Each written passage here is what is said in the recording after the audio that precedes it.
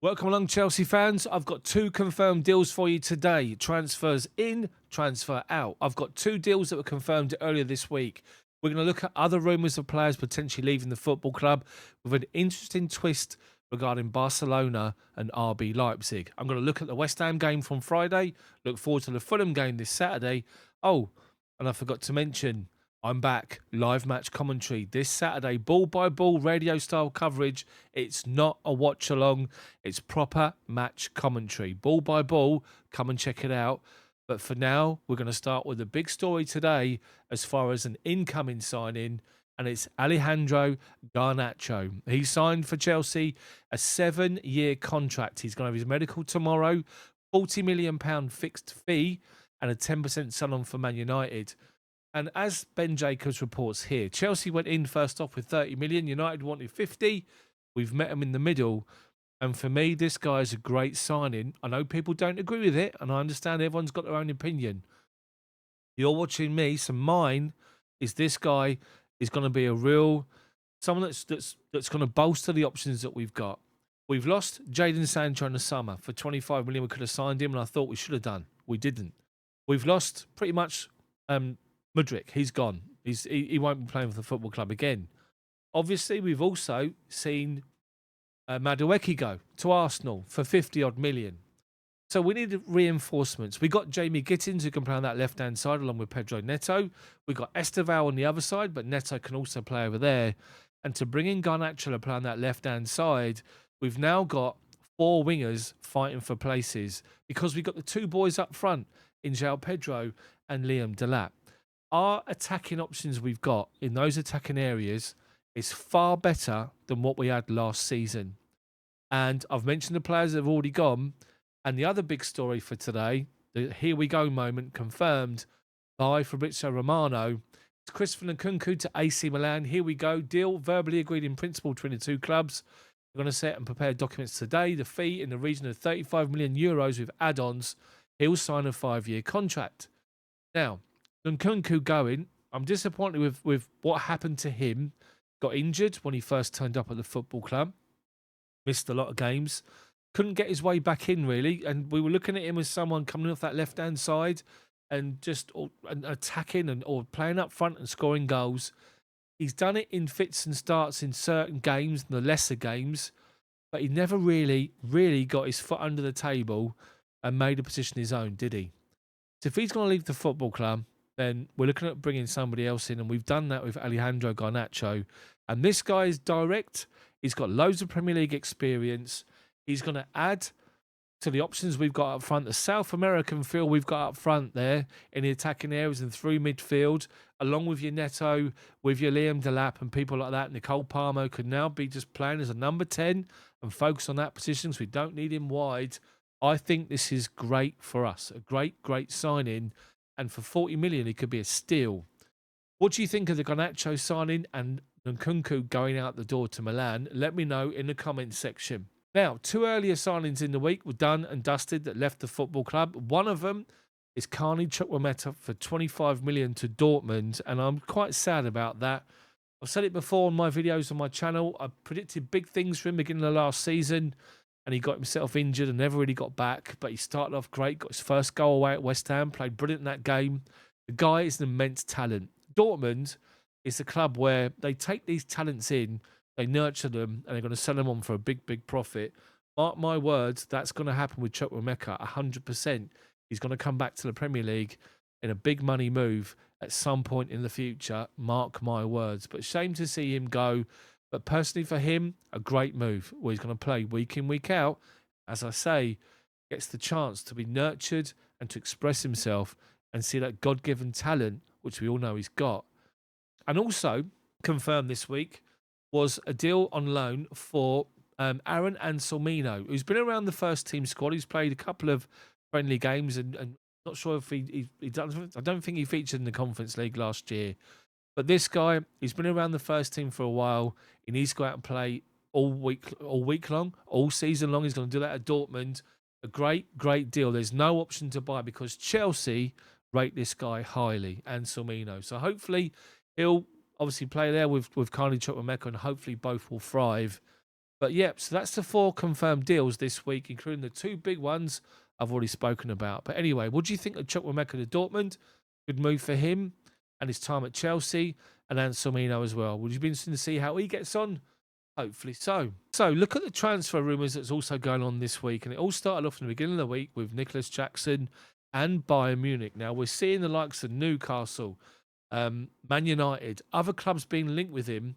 But Bayern Munich made their interest known. And this guy, Jackson, was well up for it. Nicolas Jackson. So there's talks between Chelsea and Bayern. Bayern are pushing to try and get a deal done. Chelsea just want a complete sale. But the rumour is now that Chelsea will be happy to accept a loan with an obligation to buy at the end of the season. It says here on Fabrizio Romano's tweet late yesterday, 19 hours or so ago, Chelsea will wait to the end of the Alexander Isak saga before picking the best option for Jackson. Newcastle just struck a deal tonight for a German forward. That's not going to happen. So, Isak will now go to Liverpool. Newcastle got their potential signing that's the replacement. And it's all free for Jackson to go to Bayern. For me, I think Jackson is being harshly treated by certain members of the section of the fan base, I should say.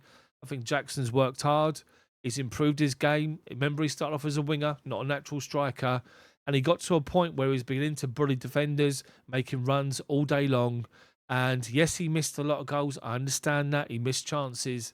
But the guy was developing. And I just think that we're missing a trick here with him. But anyway, Jackson's going to go. So let me know what you think about Jackson going in the comment section.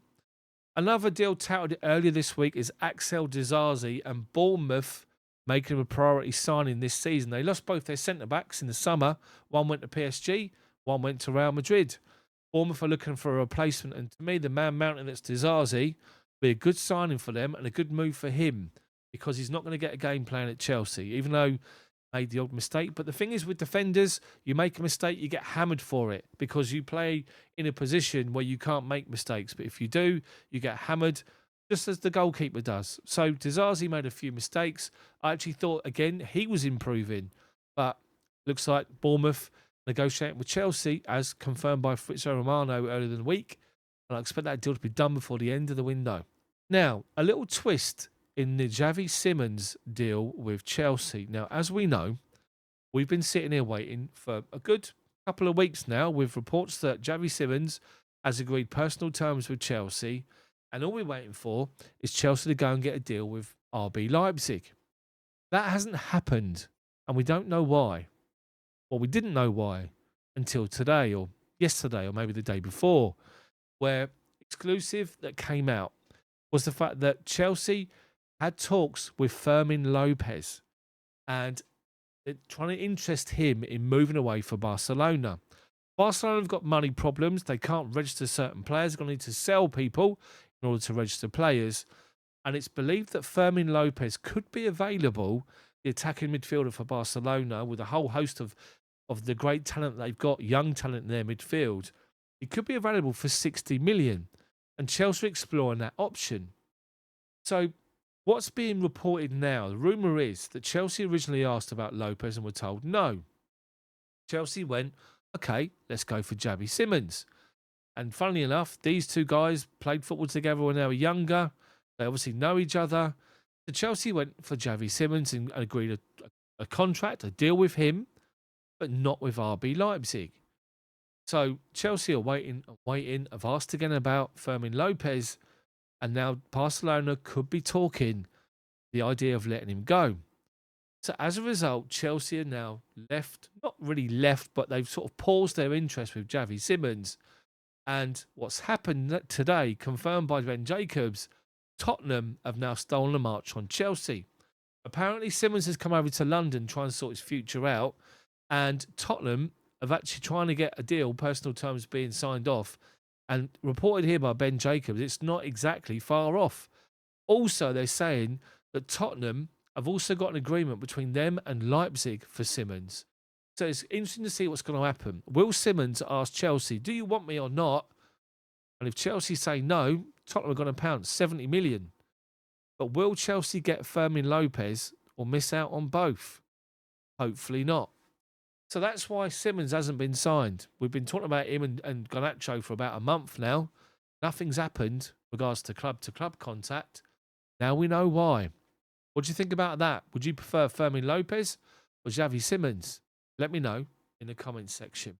So let's focus on the game against West Ham last Friday, going 1-0 down. I was like, here we go. Here we go. Paquetá the cheat. It's one from 30 yards, top corner. Even though I thought that Sanchez could have got it, but the ball did dip and move and do all sorts, to be fair. But the way we come back and the way that we played was just absolutely brilliant. We annihilated West Ham. Absolutely annihilated them. So much so their fans started going early. And I love to see that. Esteval, as we all know, had to step in from the bench as a number 10 because Cole Palmer felt something in his knee and we all thought the worst because of him sitting there on the bench. But thankfully, with Cole Palmer, we know it isn't as bad as first feared. He will miss the weekend against Fulham. That'll be too soon for him. But we can wait and see what's going to happen with Palmer when he comes back. But as for Esteval, he stepped in. Hostile atmosphere, West Ham away. Always a hotly contested game. And Esteval took it in his stride. A great assist, by the way, for Enzo Fernandez. But Chelsea got their goals and just ripped West Ham apart. And it was so good to see. It was just so enjoyable, so good to watch, playing free, playing attacking football. And that's what we want. And that's what hopefully we're going to get throughout the course of the season. I just thought it was a fantastic performance and really sort of made people sit up and notice a little bit. I know West Ham are poor. I know Potter's got loads of problems there and the team is diabolical. But it's a real sort of, what's what I'm looking for? Marker for everyone in the season. And I thought it was a great result. What did you think about the West Ham game? Do you agree with me? The way we're playing forward and free and attacking? So to the Fulham game, and we really need to sort of make a statement at home after a bit of a damp squib of the game against Palace opening the season at the Bridge last time. Remember, this is a game I'm doing live match commentary for, ball-by-ball coverage, so make sure you tune in. But we really need to make another statement in this particular game, and I expect Esteval to step in for Cole Palmer and the team to pretty much be the same. I think Garnacho will be on the bench once that deal is done and dusted, hopefully in time for the deadline before we can play the weekend. And I just hope Chelsea deliver another great performance. But Fulham are a well-organised, a hard-working team that are dangerous, got dangerous players, the likes of, you've got Smith Rowe, you've got other players, I can't think their names now, the one that used to be at Liverpool, the little fella that plays on the wing that comes off the bench, he's quite dangerous. They got Muniz up front. So they're dangerous, Fulham, and they can't be underestimated. We can't just think we're going to turn up and win the game. We need to earn the right to win the game like we did against West Ham, and I hope we continue the same type of attacking performance against Fulham. If we do, I think we'll win by 2 or 3. What do you guys think of the Fulham game? Let me know in the comments section. The only thing left for me to talk about is the Champions League draw this evening. And Chelsea, it's the first time we're in this new format where we play 8 games. We play 4 games at home and 4 games away. And Chelsea's Champions League opponents were drawn. And it's a really interesting draw, I have to say. So, just to confirm, Chelsea's fixtures will be Barcelona at home, Bayern Munich away, Benfica at home, Atalanta away, Ajax at home, Napoli away, Pafos at home, and Karabag away. The first 8 games in the Champions League first phase. 2 massive games to start with, Barcelona and Bayern Munich. Imagine if we beat those 2 in the first 2 games and we'll put a marker down as the world champions. And just to point out, the ceremony for the Champions League draw started off with Chelsea being awarded a special sort of trophy or a gift from UEFA for becoming the first club to literally win it all. And I quote, "I wonder if it'll ever be repeated," was what one of the comments that was made on the platform when they were presenting the COO with the award for Chelsea. But Barcelona, as I say, Bayern, we win those 2 games, make a real statement. Napoli, a certain Antonio Conte, interesting to play against him and see what happens. Obviously, Ajax at home will be one, a certain player that just signed for us. And obviously Pafos and Karabag. So hopefully we get our qualification done before we play those last 2 games. Rotate a few players. But as we know, on any given day, any given night, as soon as you cross that white line on the football pitch, anything can happen. We got to do our job and make sure that we deliver performances back in the Champions League. Let me know what you think about anything discussed in the video, the format of it, content of it. how you feel I come across and all this sort of stuff. Do you agree with certain things I've said? If you do, great. If you don't, fair enough. Let me know in the comment section. Hopefully you've enjoyed this style of video, quite laid back and quite, just straight and quick to the point with no waffle. Hopefully you've enjoyed it. Let me know in the comment section. Drop a like on it. Subscribe to the channel and hit the bell for notifications when my videos come out. Starting with live match coverage.